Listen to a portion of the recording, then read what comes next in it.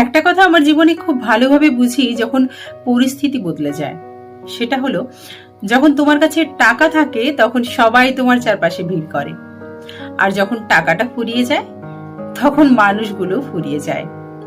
আমরা ভাবি আমরা অনেক ভালো মানুষ, মানুষ আমাদের ভালোবাসে, সম্মান করে, কিন্তু সত্যিটা আমরা বুঝি তখনই যখন আমাদের পকেট খালি থাকে। বন্ধু, আত্মীয়, পরিবারের কেউই তোমার পাশে থাকবে না যদি তোমার হাত খালি থাকে। তখন তারা তোমার ব্যবহার নিয়ে প্রশ্ন তোলে, তোমার সিদ্ধান্ত নিয়ে সন্দেহ করে, তোমার মনোবল ভেঙে দেয়। আর এই মানুষগুলোই ঠিক আগের দিন তোমার পেছনে ঘুরেছে, কারণ তখন তোমার হাতে টাকা ছিল, ক্ষমতা আর দৃষ্টিভঙ্গি।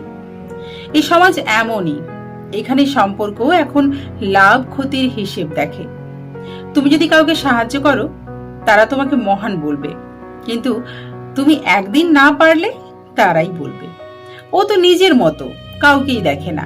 অর্থ মানেই জীবনের সবকিছু নয়, কিন্তু দুঃখের কথা আজকের দিনে অর্থ না থাকলে তোমারও মূল্য নেই। তুমি যতই ভালো হও, মানুষের উপকার যতই করো, যদি টাকা পয়সা না থাকে কেউ তোমার কথা শুনবে না, কেউ তোমার কষ্টও বুঝবে না।